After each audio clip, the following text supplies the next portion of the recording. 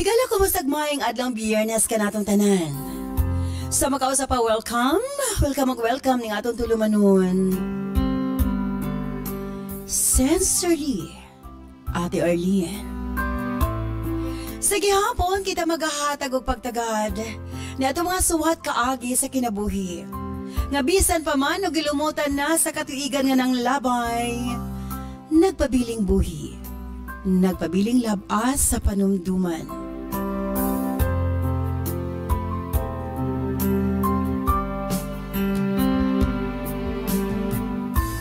July 4, 2025, naigsuwatan po na sa mga tapaghatagag pagtagad.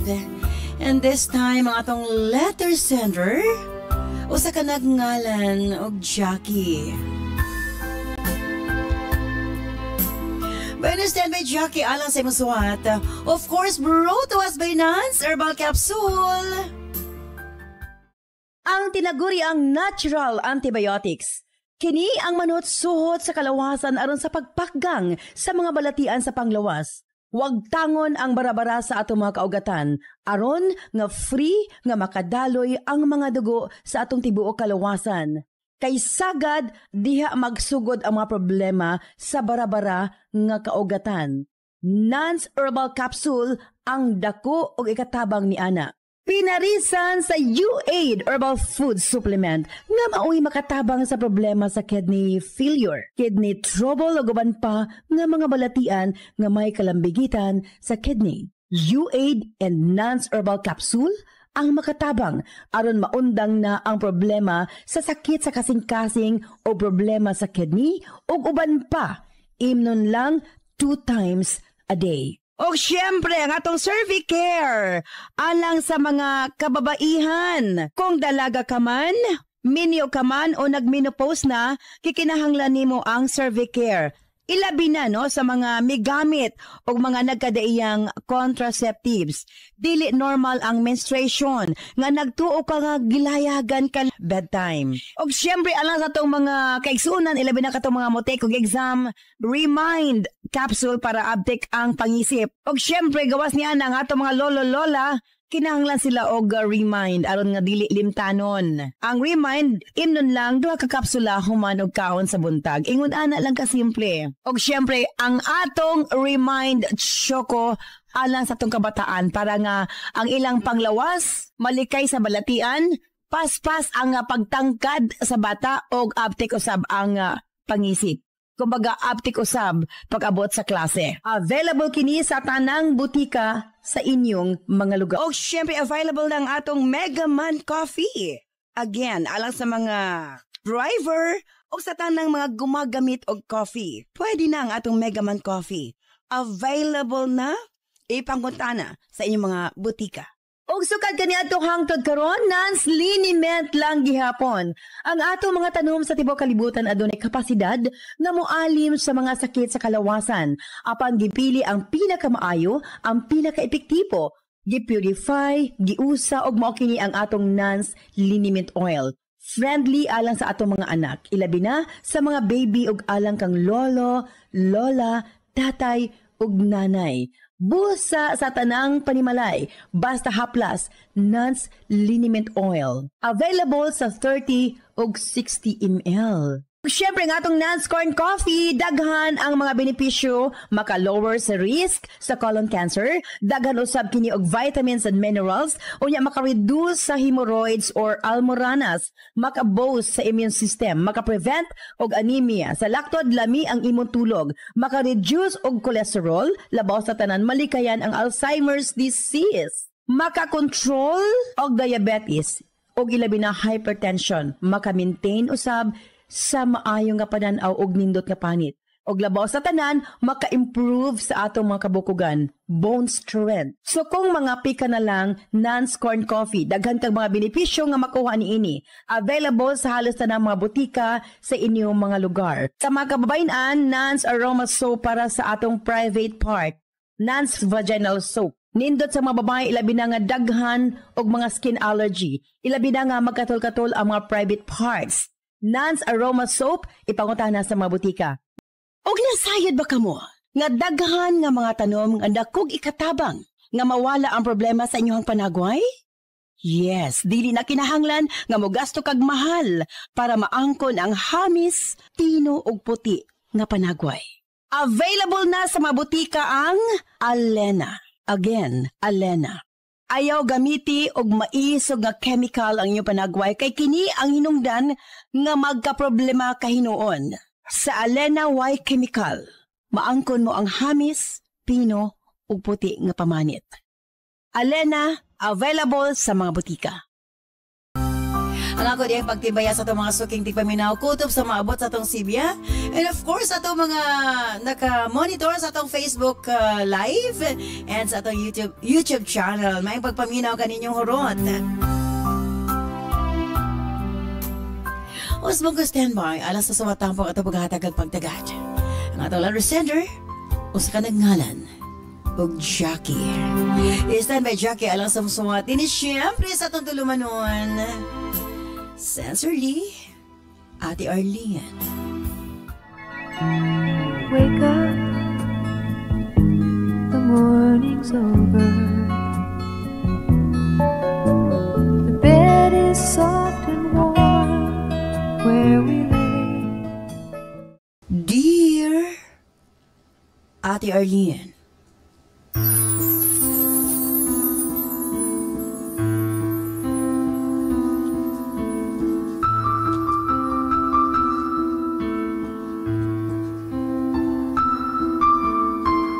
adto na mga panghitabo sa atong kinabuhi, ate. Nga makahatag ka natog pagtulunan. Makaingon ta usahay nga may pa ang computer. Pwede ma-delete kung masayop ka. Apan sa realidad sa usa ka kinabuhi. Kinahanglan nimong dawaton unsa man kasakit ug unsa man kapait ang ihatag kanimo. At the end of the day, ikaw gihapon ang mo desisyon kung stay ka ba o mag-move on.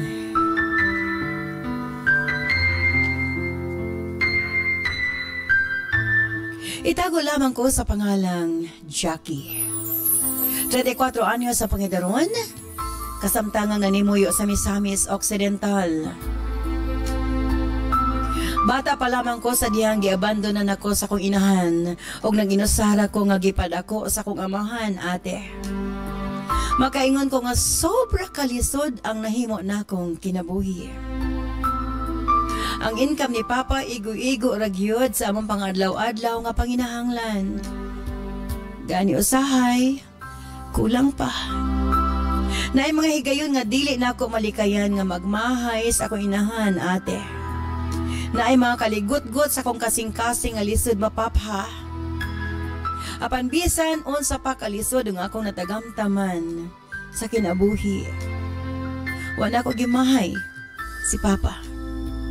Nakita na ako ang iyang pagpaningkamot para kanako. Busa sa edad nga 15 anyos, nag-working student ko, ate. Og swerte nga nakatunong kog buutan nga mga amo. Misaad ko sa kong kaugalingon nga magtarong ko sa kong pag-eskwela. Kay ug mapuhon, makalingkawas mi ni Papa sa kalisod. Bisan unsa kalisod ang mahimong working student, nagpursige gyud ko, ate, sa kong pag-eskwela. Hangtod nga nakatapos ko sa high school. Nagpabilin gihapon ko sa kong amo kay padayon ko nilang gipa-eskwela sa kolehiyo. Nakita nila nga nagtarong ko sa kong pag-eskwela. Ang akong rota gikan sa eskwelahan, diretso balay, ate.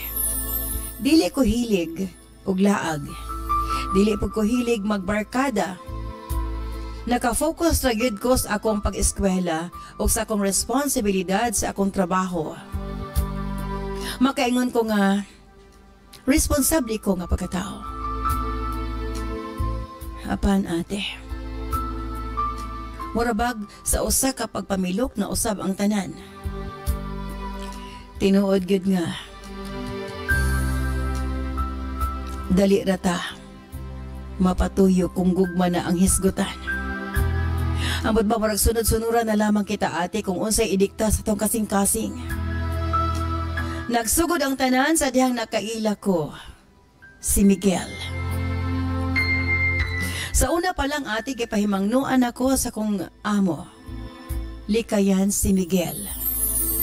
Kay lagi, dili ko no kinitarong nga pagkatao, Ate R.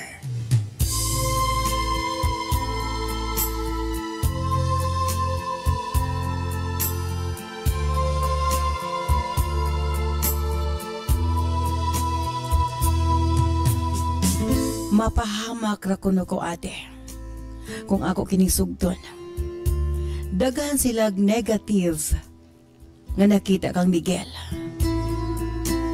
Sa sinugdanan, nagduha-duha ko. Apan sobra gid na kong gimahal si Miguel ate.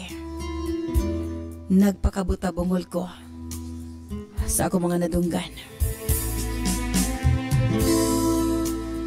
Murag inay nga mahadlo ko sa iya o ma-discourage. Gibati hinuon ko kaluoy ate. Buutan siya sa kong pananaw. Ambot ba? Wa ako'y nakita nga red flag kaniya. Giingnan ko sa kong amo ako makipagrelasyon ko kang Miguel. Ila kong papahawaon sa ila ate. Kay basig madamay sila. Di na ako malimtan ang isulti sa kong amo nga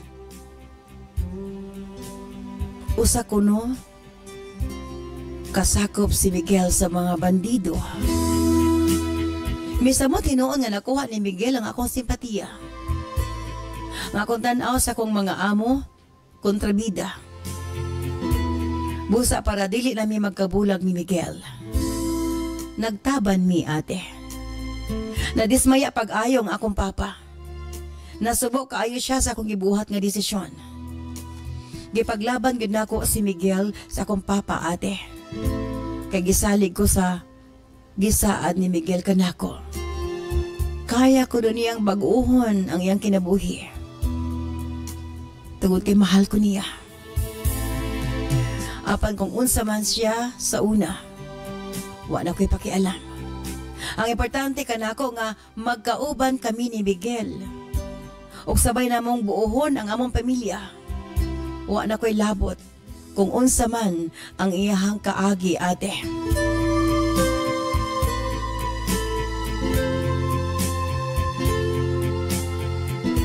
Tuod man, nag-live-in mi ni Miguel.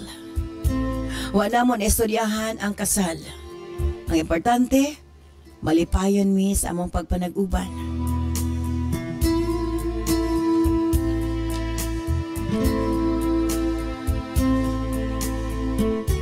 Ate or nakabatin mig duha ka mga anak. Kontento. Ug mapasalamaton ko sa nahitabo sa akong kinabuhi. Nakaingon ko sa akong kaugalingon nga sakto ang akong nahimong desisyon. Gani, swerte ko nga to kaniya. Kay gawas nga responsable kini, mapinanggaon si Miguel. Ngari ka nako ug sa mga bata, Ate R.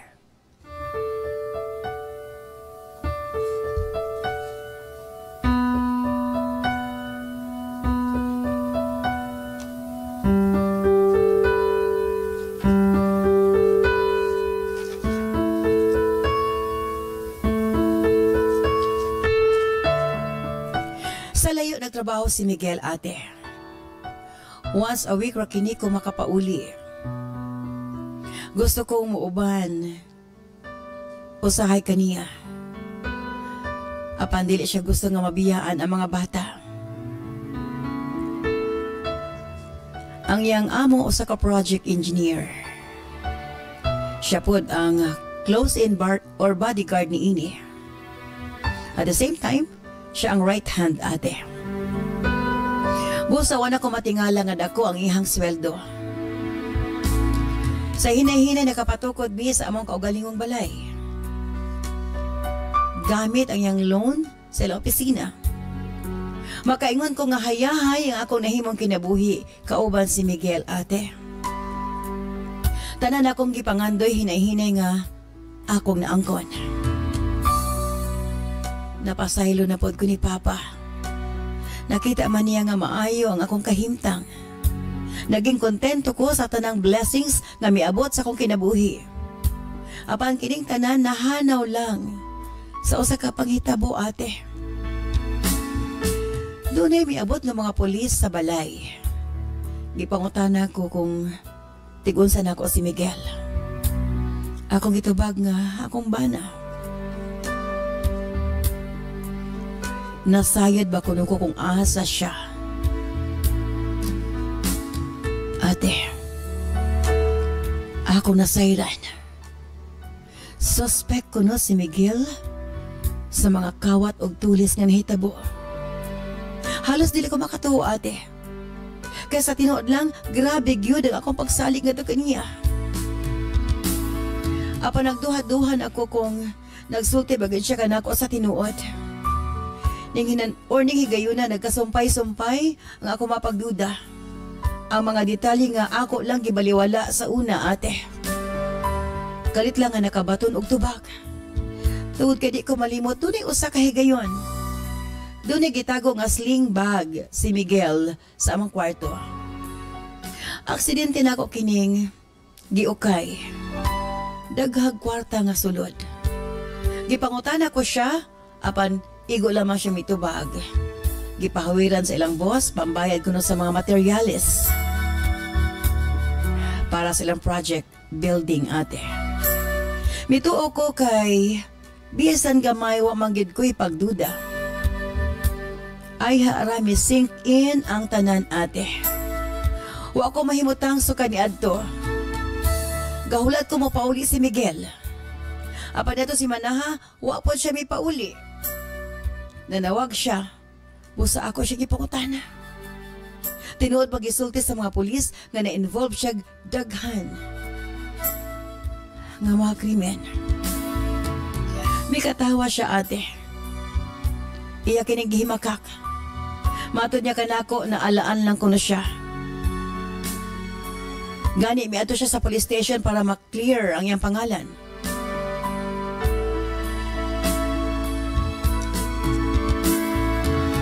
Medyo ko nakumbinsi, ate. Tingali pod. Basig, kapariha lang sila pangalan. Ate R. Apan di gyapon malikayan. Huna-huna ako at if ko tinuot. Buot may pasabot. Ang mga pagkaon nga akong gikaon. Ang mga pagkaon nga among gikaon sa mga bata. Gikan. Sa daotan nga paagi. Ate, gihulat na ako nga mapauli si Miguel. Apan wa na hinuon siya may pauli. Daghan kay siya mga pasumangil, ate. Hangtod. O sa kaadlaw, doon na nalay tawag. Nga ako nadawat. Nagpahibalo na si Miguel nabilanggo sa kaso nga pagpanglugos, Ate R.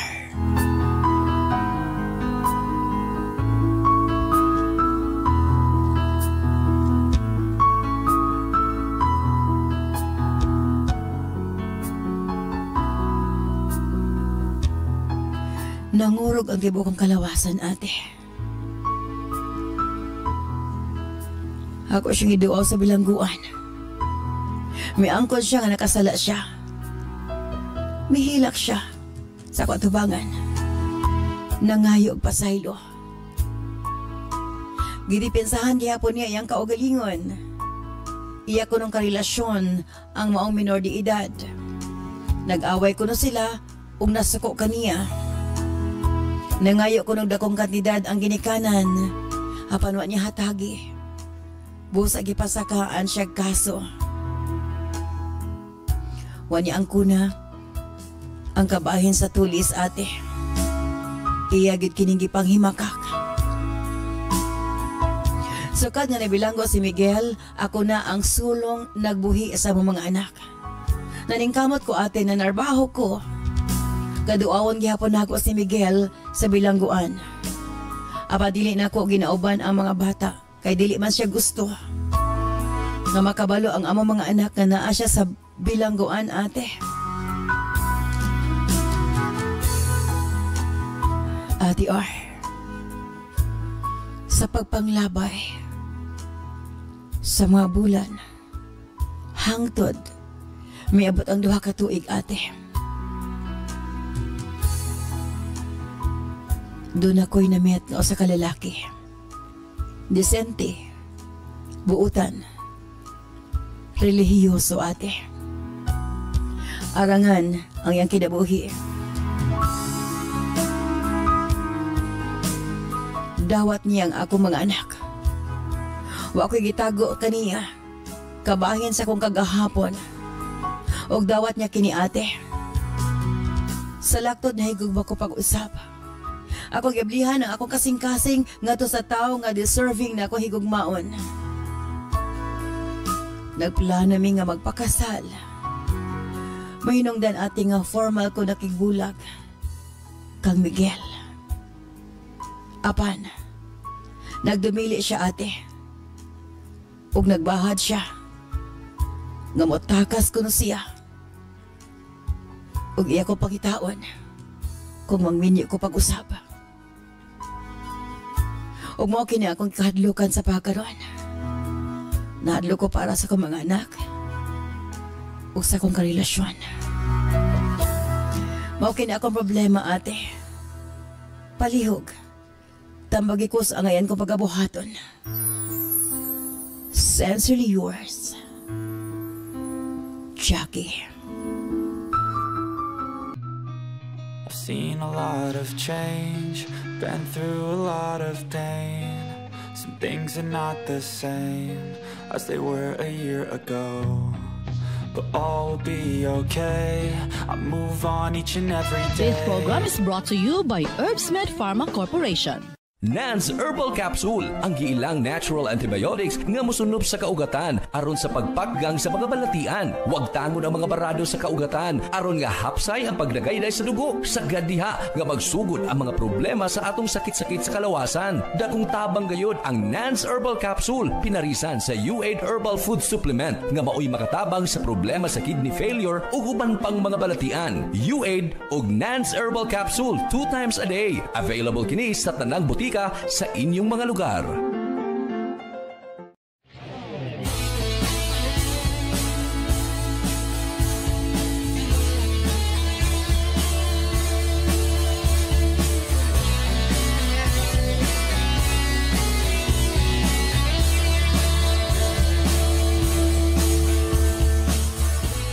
Daghang salamat kanimo Jackie sa imong papadang at imong swatan po ning atong tulumanon sa sensor ni Ate Arlene.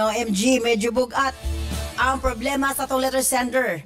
Angayan ba nga magminyo siya pag-usab? Or dili na lang kay basic tinud-on sa iyang ka-live-in or amahan sa iyang mga anak nga manimalo siya kung magminyo siya pag-usab kay lagi na akin ni sa bilangguan. Apan syempre ako mga sparring partner karong adlaw ning adlong Biyernes, of course, DJ Nova Abaniel. May adlong Biyernes gana kanimo. Yes, maswerteng adlaw Ate Arlene, caption and of course ato mga suking tigpaminaw sa mga nagtan-aw karong adlaw. Yes. Cap June, may adlong Biyernes. Yes, maswerteng adlaw Ate Arlene og DJ Nova. Pangutana karon. Unsa bay angay natong buhaton? Angay ikasulti, ikatambag sa tong letter sender. Ikaw, DJ Nova, angay ba nga mag-menu or dili na?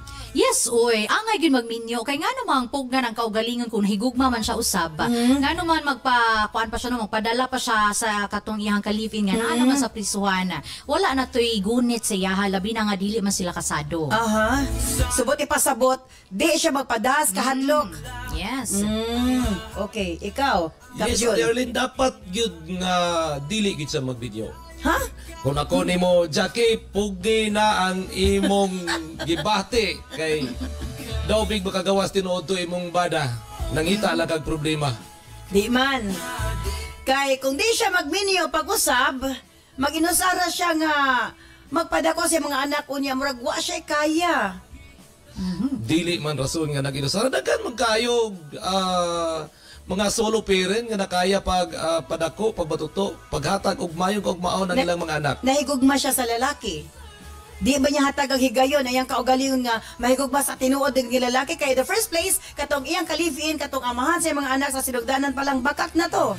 Di ba? Di Yes. Genova? Actually, pod ka na nga, Ate Arlina, kana ba nga nga magpagunit man ta sa kahadlok? Kay diha man gid ta kung magdara bitaw ta mag-stay sa kahadlok kay tingali anad to iyang kalibisaw na nga permi siya hulgaon. Siguro na trauma na siya kay permi siya hulgaon kada naay mahitabo hulgaon siya. Especially karon nga naa siya sa prisuhan. So ngano magpagunit man ka sa pagpanghulga sa tawo nga wa nay gahom diha sa imuha. Ngano pungan man nimi mong kaugalingon kung tinuod kang naigugma sa kanang bag-o nga niabot si mong kinabuhi. Ngano man nga inyo mang pugngan ang inyong kaugalingon nga ipadayag ang inyoha nga pagigugma pinaagi sa pagpakasal. Kung kana bang wala naman to ang isa, no? Katong dati niyang ka-live-in, wala nang priso naman. Erase na to, erase. Erase na. Ang nahitabo, baka ko nang iyang amahan sa iyang mga anak. Una, sugo sa sinugdanan, bakak na ang tanan. Yes. Even na siya sa prisuhan, nangakak lang ihapon siya. So, yes, Kap Jun. Usahay mong good, DJ Nova, makapamakakta para walay gubot. Kanang ingon bitaw nila nga life for the good. Say life for the good, ha? Og nahimo ra to sa iyang ka-live-in DJ Nova. Tungod kay ni gugma sa pag-aayo sa kang Jackie. Mo na Jackie, di ayaw gid pagminyo disgrasya gid. Nadumgad ako ganina sumala sa imong gipadala. Grupo sa bandido ang imong ka-live-in. Daw bi magninyo ka mo simpatiya to iyang mga kauban. Nangita lagi kag problema Jackie. Mas maayo pa diri ka sa ako safety pag. Aray. Mas klaro nga safety og sa imo hangap. So kung sa imo magbinya na lang. Dili gid dapat ya gituganan ang iyang bana, ang iyang ka-live-in para dili sa punggan. Pero para nako dili gid sa magbinyo Ate Arlene para dili na mosamok pa yan kinabuhi. Okay. So duha karon ka man naglahi nga opinion. Si DJ Nova gusto niya nga nganong pugan man akong kaugalingon. In the first place ako ning kinabuhi. Og dawato na ako mga consequences kung unsa man ang mahimo niini sa akong desisyon nga gihimo. Sa pikas bahin si Kap Jun di siya gusto kay matod pa niya mas may pa nga mag-inusara na lang siya kay basig mahitabo pa noon tinud-on ang hulga kaniya. Medyo bugat sabni nga mga opinion. Pero sa pikas bahin kamon duha dunay punto. Mamahimo nga pwede ka maminyo pag-usap para nga mahatagan nimong chance mo kaugalingon makauban ang tao nga tinuod nimong gimahal. Si Kap Jun kaysa magminyo ka atiman na nalay mo mga anak.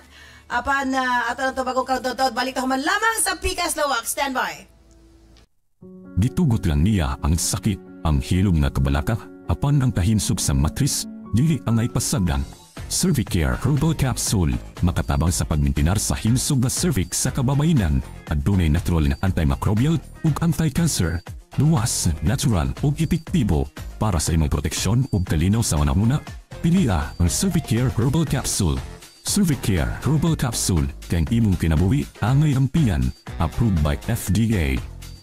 Bueno, balik na mahigala pastilan. Okay, for final. Novs, unsa imong final nga advice para sa atong letter sender si Jackie sa pagkaron? Yes, of course ka. Para kan Jackie, no, dapat i-push gyud niya nga magminyo siya usab. Labi na nga nakita na niya kana ang bagong niabot siyang kinabuhi karon. Mo na gyud makahatag og kalinaw sa iya kay life is too short to be miserable. Life is too short para magpabilin ta sa mga trauma nga nahitabo sa tuwa. We deserve to be happy. We all deserve to be happy and dili na ta magpadala sa kung sa mga nahitabo sa tuwa mga kagahapon. Ayan. Kap Jun, magpabilin ba gihapon ang imong posisyon? Yes, Ate Arlene, kanimo Jack, lisod kayo mga inabuhi nga nasa kahadlok. Pakunimo, atimanan na imong mga bata, ayaw na pagninyo kay basig tinudon sa imong ka-live-in ang iyang bahag kaninyo. Para safety imong kinabuhi, ayaw na gid pagninyo, Jack. Pastilan, medyo ipit ko ini. Anyways, hindi na ako buhatan sa kong final. Atong sang hatagad pagtagad. Atong i-shout out ang atong mga sugindig paminaw. Ilabi na sa atong Facebook Live, sa atong YouTube channel, Yolanda Panirio of Malawanit, Magsaysay Davao del Sur, Lorita Orbuda from Makilala, Cotabato, and Mary Yvette Sarigumba Kalibo from Oroqueta City. Ginaline Amit from Kitayhon, Kitawtaw, Bukidnon. Dina Balansag of Lantapan, Bukidnon. And of course, a shout out kang Mama Nening Valiente sa Lamintac Norte, Medellin, Cebu. From Joson Perez Hiroy. Dina Vilanosa from Kibawi, Rodel Amparo Yana from San Vicente, Pangantucan, Bukidnon, Mary Grace Dicalit from Barangay Buenavista, Surigao City. Shout out to our YouTube viewers, Marvilo Tagsa, Janine Pitugo, and Irene Alferez. Of course, ni chorus and refrain from Scotland, United Kingdom. Shout out sa taga MKDC, especially kang Ronald Kagatin. Shout out to Ate Venus from Mikey Mickey from Public Market, Coronadal. Shout out from Kitayhon, Kitawtaw, Bukidnon, Amit Ginalien. Elian Villanosa from Busay, Cebu City. Jacqueline Hogaling Galdo from Balingasag. Moana Maui from Poblacion, Kitawtaw. And Charmaine Vertudes from Barangay Kanhulaw, Hagna, Bohol. Daghan patag mga texters and viewers sa panina nato kayang hatagag pagtagad kay limitado ratong oras. Ang sekreto aron dili mawalahi sa pagtuon sa klase inyong mga anak. Paing na sila sa Remind Junior Chocomix Powder Drink aron makatabang sa ilang pagtubo, magpapabright ug protektado sa mga klase-klaseng sakit. Inom na sa Remind Junior Chocomix Powder Drink aron dili makalimtan ilhang gitunan sa klase ug basin pa mutapwa na sa sunod. Remind Junior Chocomix Powder Drink, magpapabright, approved by FDA. Again, thank you very much, Jackie, and thank you so much, Deji Nova and Cap Junjun. Silang duha doon yung mga punto. Nasabtan ko ang side ni Nova, nga atong pugan na itong kahikaw galingon, nga nung ato mang puyan ang miserabling kinabuhi sa kahadlok. Sa Kipikas Bahin, si Cap Junjun sa iyong opinion, ayaw na pagbinyo, i-focus imong panahon nga to sa mga anak. Pero kinilang ay importante nga ako'y kasulti ka na kanimo, Jackie. Salig sa imong kaugalingon. Kung magminyo ka pag-usab, siguruha nga kaya nimong panindigan ang imong desisyon. O kung di ka magminyo, wa ka na nagpasabot, tungod kay nahadlo ka. Di ka magminyo, tungod kay gusto nimo, nga hatagan nimo mas pang panahon ang imong anak. Again, maminyo ka man or dili, ang pinaka-importante, safety ang imuhang kinabuhi, mahatagag panahon ang imong mga anak, ug labaw sa tanan, puy ang kinabuhi nga walay kahadlok.